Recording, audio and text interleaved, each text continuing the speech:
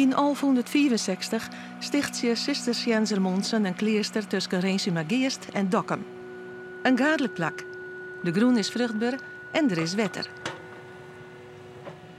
Meer dan 400 jaar zullen de volgelingen van Bernard van Clairvaux hier taag horen op de Frieske kwelder en de landbouwbedrijven. Door de Ier en de Peerzers kennen de Mondsen op zee komen en de handelscontacten onderhouden met Duitsland en Engeland. Van de gebouwen die ter stien ha is er niet meer oer, maar in de groen en in de archieven is de skietnis nog waarom te vinden. Aanprins winnen voor de Klaarkampster terpoer en zeer goed professor van Giffen onderzoek die. Een stuk lange skietnis, zo wist de familie, want Heid en de arbeider hien er alles een grote zilverschot vonden. Joert het tweede programma van Treien oer het klooster Klaarkamp.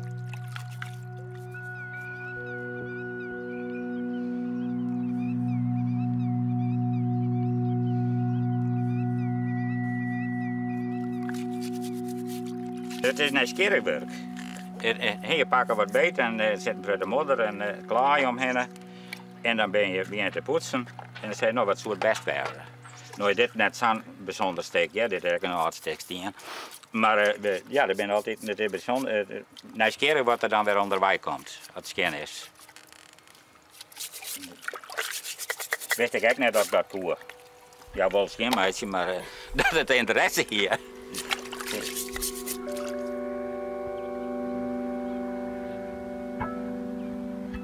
Je kwamen dus wel regelmatig geraamten zien, bonken. Vreselijk protten. Om eerlijk te wijzen, hebben we daar wel eens oneerbiedig mee omgegaan. We van typelen met die... Maar die bonken? Met die bonken. Mijn broer had er protten skeletten bewaren en die laten al je wij worden. Jammer. Je moet het ook zeggen, het is plastic.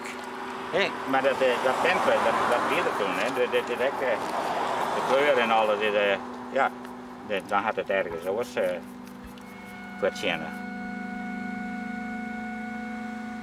Het is september 2010. De Rijksdienst voor het cultureel erfgoed docht archeologisch onderzoek op de Jeddere Terp. Belangstellenden mooie en sneeuwen komen te zien. Je loopt aan de overkant gewoon door, daar is hij wat hoger en wat meer gevuld. Maar omdat daar, de grond daar nog steeds erg los is en omdat er veel verzuring groeit daar, kun je zien dat die gracht daar gewoon doorloopt. Want je ziet hier iets wat afwijkende begroeiing, die kun je daar gewoon zien doorlopen. En die gaat daar ook op een gegeven moment aan het eind van het terrein de bocht om het noordelijke trakt van de gracht geeft dat aan. En je ziet hier een heleboel scherven van dat terpaardewerk. We zien hier een bodem. Kijk, dat is de onderkant van de bodem, is heel mooi glad gemaakt. En hier zie je de binnenkant van een potje, dat zo uitgelopen is. Dus het is echt een stukje van de terp wat ze dus niet afgegraven hebben en wat bewaard is gebleven. Dus dat is wel bijzonder. Je riocht vooruit, daar zie je een bult en daar vroeger een plaats op staan is toen aanwaand. En daar hadden we samen, daar hadden ze echt die gouden munten van. En dat is een prachtig plakje. We zien het bradje, et cetera. Om te bradje, er is niet echt een andere weg bij me op. Dus we hebben alle kans om iets te vermijden als jeugd. Dus er is een schot van, hè? Ja, dat is, ik denk van wel zonder gouden munt. Die ben al hier naar Engeland, ja. Is in een deel, ben er weer in dag om, maar niet oud blijven. Maar de lange jaar had ze al je verkocht, want die blut had die gouden munten al je verkocht naar Engeland. Dat bracht de waarde wat hoger. Dat is krijgt van de oorlog gebeurd. In Noord-Nederland hebben we wel meer dan 100 kloosters staan. Klooster Klaarkamp wie een van de grootsten en belangrijksten. De Mondsen van Klaarkamp hebben zo'n 20 dochterkloosters stichten. Bloemkamp bij Boalset bij Gelieks en het nonnenklooster Sion bij Nijewier. En wat nou de hervormde kerk van Aduard is, wie jedde de ziekenzeel van het grote kloostercomplex van de Sint-Bernardesabdij. Ex-dichter trok Klaarkamp. Hier herken je het Cisterciënse klooster aan. Altijd de kerk oost-west, slaapzalen aansluitend, eetzaal beneden. Slaapzaal van de lekerbroeders was hier en de eetzaal beneden. Dat is eigenlijk in heel Europa hetzelfde patroon. En was het welvarend? Zeer welvarend. Ja, want ze zijn eigenlijk begonnen hier toen voor het eerst hoge dijken aan te leggen. Daarvoor woonde men dus op wierden, maar doordat zij hoge dijken gingen aanleggen, dan kon men ook de boerderij naast de wierden bouwen. En ze hebben 6.500 hectare land hierin gepolderd. Dijken, sluizen, bruggen en waterschappen opgericht. Honderden boerderijen gebouwd. Economisch was het eigenlijk een multinational, kun je wel zeggen. En qua kennis was het een universiteit, dat is weer een ander hoofdstuk. Maar men reisde ook door heel Europa voor studie. Men ging zeker naar Aduard. Allinnig de jeddere ziekenzeel is er nog van oer. En doch noodzienst als beziekencentrum en tjerke van de hervormde gemeente van Aduard. Wat altijd belangrijk is in zo'n ziekenzeel is dat er aan de eerste kant een altaar wie. Want het belangrijkste wie het idee van genezing moest natuurlijk spiritueel krijgen in eerste instantie. Volle meer denk ik dan toch medicinale ingrepen. Dus dat is belangrijk. Maar aan de andere kant is het extra zo'n infirmarium.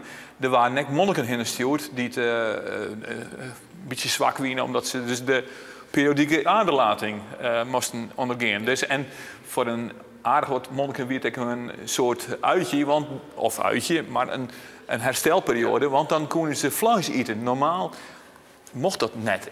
Dus dat wil zeggen, ze zien net volle vleesdagen in een Cisterciënse klooster. En voor zieken waren altijd een uitzondering maken. Om aan te sterken. Aansterken, ja. Ja.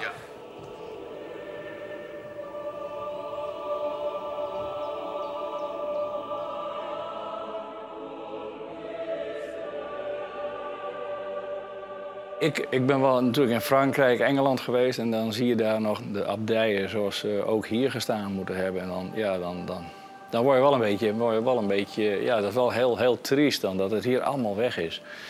Maar om je er een beetje een voorstelling van te kunnen maken, dan moet je gewoon eens door een kanselarij, dat gebouw wat wij hier hebben, nou dat soort formaten moet je aan denken. En natuurlijk de wat grotere kerken in Friesland. Als je Rinsemergeest is natuurlijk een prachtige kerk, Westergeest. Nou, dan heb je een beetje een idee van hoe dat geweest moet zijn.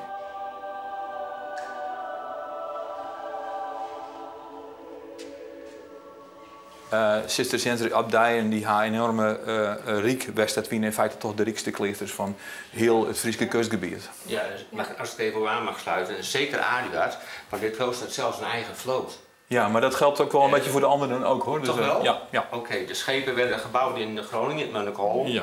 Ja, ze voeren ook de Oostzee enzovoort. Eigen vloot. Nou ja, dus heb je wel wat economisch gebied betreft wel invloed. Hè? Motor doorhalen. Iedereen een gording. Zijn eigen gording weer. Wij hadden de neiging om kleesters net maar kochen en skippen te verbieden, maar voor die Friese kleesters zijn toch een heel soort gegevens sinds maar midden van de 14e eeuw dat ze dat heen en weer gaan. Wij denken dus vaak van zo'n kleester in een vorm van autarkie. Het idee is, ze moeten zelfs alles maken wat ze nodig hebben. Ze moeten haar eigen schoonmakers hebben, haar eigen bakkers, haar eigen brouwers en zo. Maar uiteindelijk kunnen ze dat net. En wat ze doen is dat ze al die producten van die uithalven, dat ze, voor zover ze die zelf naar nodig hebben, die verkochten ze dan.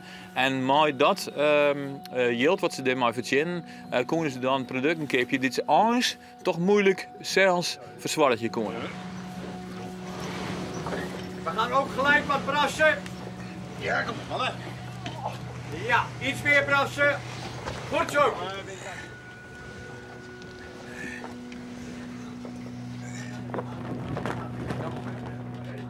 Wij weten dat ze wel 4 keer hier maar een skip in Hamburg kwamen, minstens.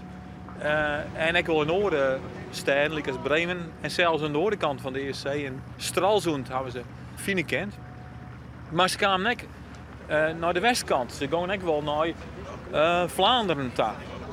Mogen we de wie alle jaren en alle seizoenen weer wel een skip van het klooster onderwijs. Dat is in oorkonde waarom te vinden. Net een soort, maar vaak gaat het dan over de conflicten die men hier met de stad Hamburg of over kaperij en dergelijke. Of ze staan wel eens vermeld in allerhande of in schuldboeken. Dan maar het optekenen wat voor schulden ze maken, want ze konden net altijd, als ze in september kwamen en de lading weer duur om te keerpje, dan is net altijd niet genoeg geld bij haar. En dan zijn ze van, wij betaal je wel in maart, dat kom hier dat we voor de eerste reis van het voor hier Longers komen. En dat kon dan in het boek staan? Dat moest in het boek staan, want dan moest er natuurlijk in Hamburg gekeken, maar moest dan garant staan voor die schuld.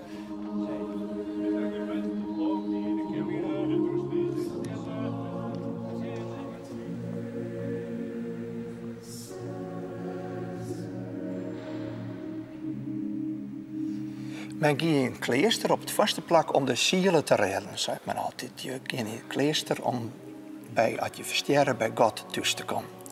Maar daarnaast vind ik ook redenen, dat is dat je hier op aarde al die hemel een beetje present stellen. En dan staan ze 8 uren per dag en dan zongen ze de psalmen. 8 uren sliepen, 8 uren werken, 8 uren bidden. En het bidden is psalmen zongen. En wie dus elke biddende deel van de meenschap, wij denken OESA individueel, maar in die tijd dacht men nog voor de meenschap als een lichaam.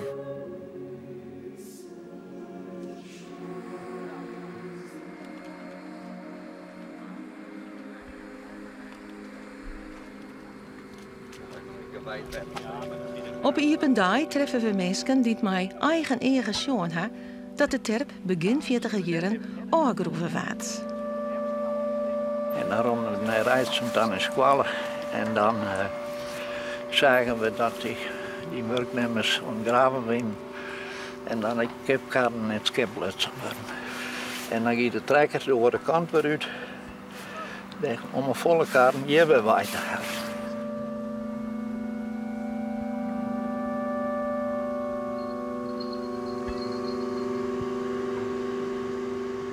Hier hebben we eigenlijk de onderkant van de terp te pakken. Een stukje wat de terpafgravers en vergif hebben laten zitten. Misschien wel voor ons. En die scherven die zijn ruim 2000 jaar oud. Nou, ik ga mijn bakje wel... Ja, ik ga mijn bakje weer vol. Ik kan er weer in. Ja.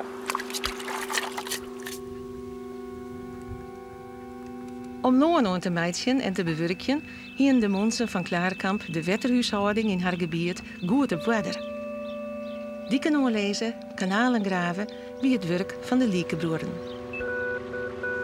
Dit is ouddaand, maar in feite zitten je net op de I, maar de verbinding van de I met de Pezens. Dat we in feite een rivier, een meanderende rivier. Van Klaarkamp in feite om het Pezensstad. En van die Dokkum is er een verbinding maken tussen die rivier en Dokkum zelfs. Dat is heel nieuwsgierig. Dat is eigenlijk een waterstaatkundig werk van de grote klasse van die Monsenwest. Want op die manier konden ze het wetter van de Pezens als het ware de andere kant op sturen richting het Dokkumerdiep. Naar een volle kwartere paard naar de zee. En dat was van belang omdat in feite aan de kust bij het dorpje Pezens die monding van de Pezens dichtslepen weer. Dus in feite, die rivier die had zijn stream als het ware helemaal is omkeerd richting Dokkumerdiep. Het had dus als het ware een verbinding groeven tussen de I en de Pezens en het Dokkumerdiep.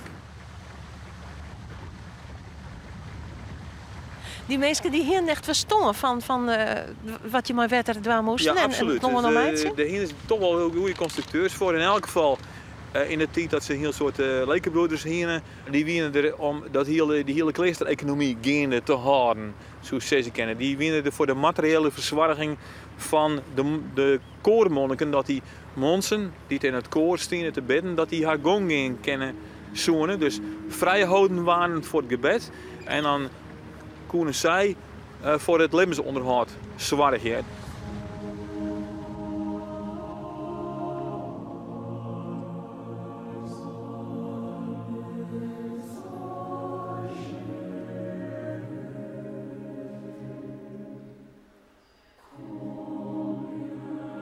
het weer de bedoeling dat al die mensen uit de adel, want die weer net wend om te werken, dat die ik het zware werk in de klei was zo'n. En dan kon ze net bidden in kerken, maar dan zongen ze de psalmen bij het werk. Ik let er nog, hier wie dat Marco verbonden, we hebben in Friesland like Jannen bij gelijk, dus die aan de hoes, is dat dacht ik, met van die Lietse kerkjes stenen, met de mensen dan ik oerdai bidden kon. Dus het was wel belangrijk dat ik terugging. Maar de tijd was het verschil groter. Waren die werk, de conversen waren dat neemt, waren haast slaven, om zo maar te zeggen. Dat is eigenlijk wel een misstand geweest. En daar is ik een eind om maken op een taalstuit heb me dat systeem ik afschaft. Van die hele scherpe verschillen. Maar die verschillen zijn altijd bruin tussen de paters en de broeren. Dat is pas de laatste 20 jaar dat dat oors is. Door loonopwinning en het bewerkje van de kwelders kregen de mensen heel iets meer loonbouwgroen. Exkie kwam in haar bezit. Het had er alles mee te maken dat Klaarkamp zijn bezit uitgebouwd had. Zo vieren we het volgende keer langs de Pezen. Ze hier een hele grote uithof bij Nes. En in die tijd wie ski nog meer met een wandtij verboen onder het vasteland van Friesland. Dus door dat Klaarkamp al bezit hier daar aan de kust bij Wierum en Nes, hadden ze automatisch het ware het eigen op dat eiland. Want waarom is dat zo belangrijk, dat eiland? Misschien, wat weet er net Hielendal, omdat op die zandgroen van die eiland dus roggel verbouwd werden koe, wat ze hier net hier. Misschien omdat ze daar in die kwelders achter het eiland aan kei hier. Maar ik wel belangrijk wie dat ze, als ze zo'n eiland hier de strand vond, alles wat op de stranden onspeelde, ik voor haarzelfs hier.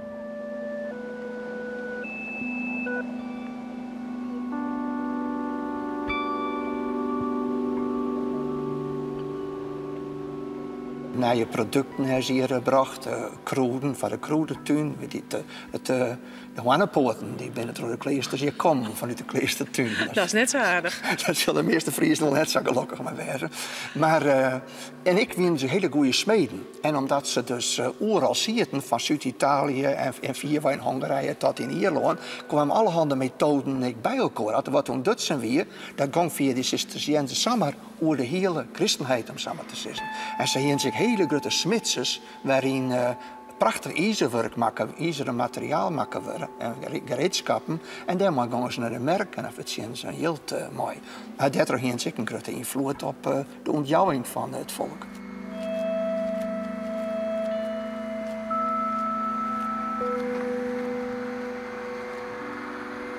Het zijn een soort ijzeren slakken. Dus net alsof er uit een ijzeren smelterij of smederij of allerlei afvalmateriaal hier in deze gracht terechtgekomen is.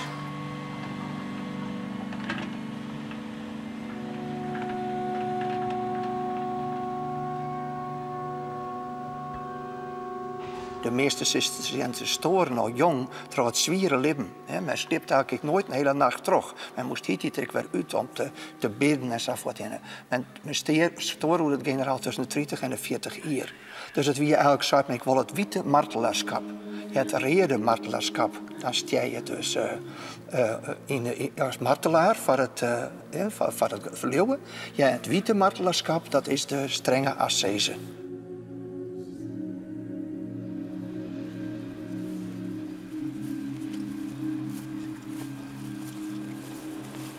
Je begon al en ik u spaat daar langs.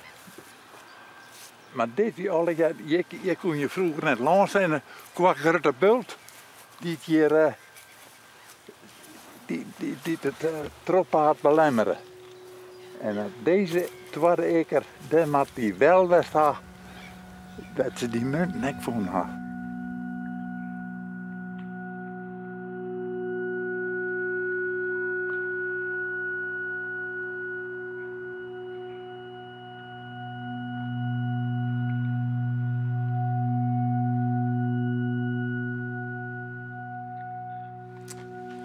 Die groen, dat is die terpgroen dus. En daarachter, die waar die terpgrond heen bracht, wordt het weer maar loon om die structuur van die grond een beetje beter te maken. En toen zei het Elisjenheid, ik weet net jongen, ik steut je op het huts. Nou zei hij, dit wordt geen baas. De houweel. Juist. Nou zei de hele heer haast hem. En die pakt die houweel en die doet in je tek. Nou, maar toen zei hij, jongen, dat is nog wat hut. En daar kom ik net terug. Heel hard met zijn voeten geweest. Die zei, joh, mee, dat denk maar eens even. En die pakt dat ding, had die houweel dus. En die zet de hele, om het met plat uit te drukken, beulig erop. En die scoort en die maakt daar een gat. In het lid van dat kistje dat ze opstuiten. Dat kistje zit van mijn munten. In één gesmorig. Nou zit hij, ik weet er niks van, hele jongen. Ik wil de wereld eerlijk in ergens in. Die ben net van u, jongen. Want het land is net van u. Nee, ambition. Hier al recht op die munt. Maar fijn, toen die toen. En toen had ze de bovenvat. Dat is die beheerder. Ja.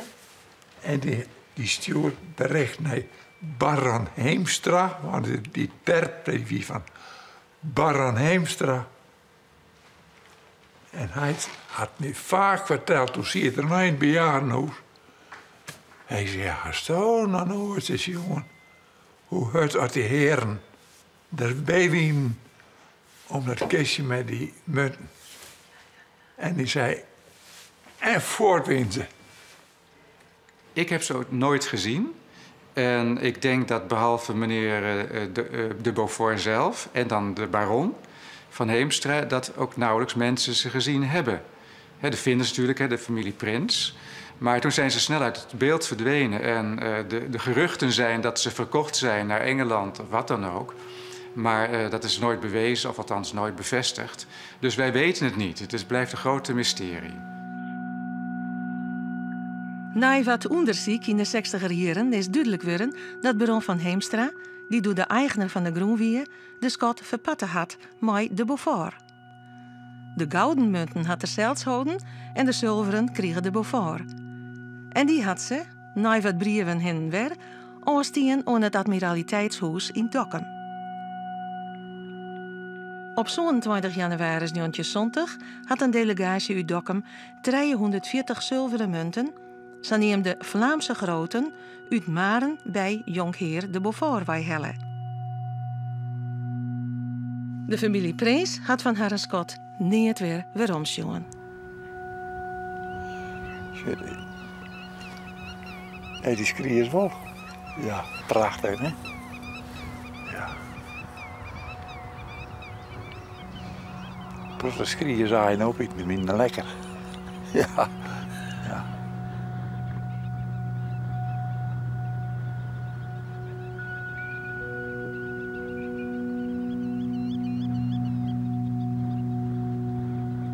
En de klaarkamster Maria, misschien dat ze die ook wel hier houden haar winterdag, want ja, ze hielden natuurlijk een streng dieet. Ze mochten amper vlees eten. Dat waren alleen maar fysieke broden. En het dieet wie vooral vis en nog eens vis. Dus ze hielden het derde van dinnen dat die Cisterciënsers heel vaak fievers en voorzieningen hielden voor zwiete vis. Ik kan er bij mij niet altijd, omdat de mij je net komen, maar ik ga een vrij briefje, maar omdat ik ben geboren, dan keur ik dat wel eens helemaal op mijn snijden, als het een tijd zo mooi waar, om die helemaal, en trouw die helemaal, dan geniet je. En als het mooi waar is, dan zul je Jodalian daar en vooral op die ronen werd ze groeven had voor die grondstof, voor die stien. En dat kun je mooi door de hele zaak in zien.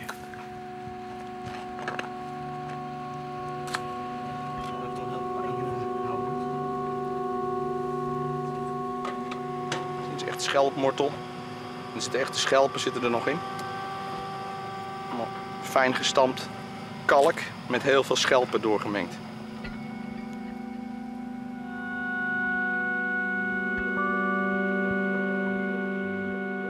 Ze hebben ook de baksteenfabrikage hier geïntroduceerd. Ja, alles werd voorheen van tufsteen, van vulkanische tufstenen gebouwd. Daar vinden we nog restanten van in de muren van kerken.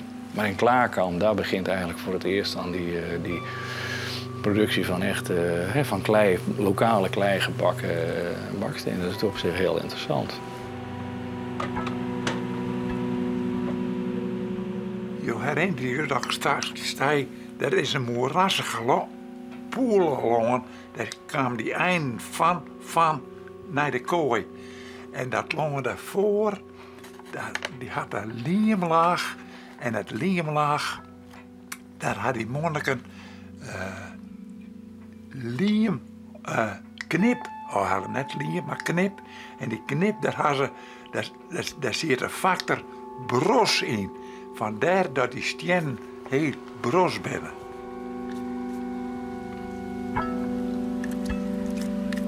Teden had teden, zei ja, zo'n bekende Friersweg. Ja, teden houden teden.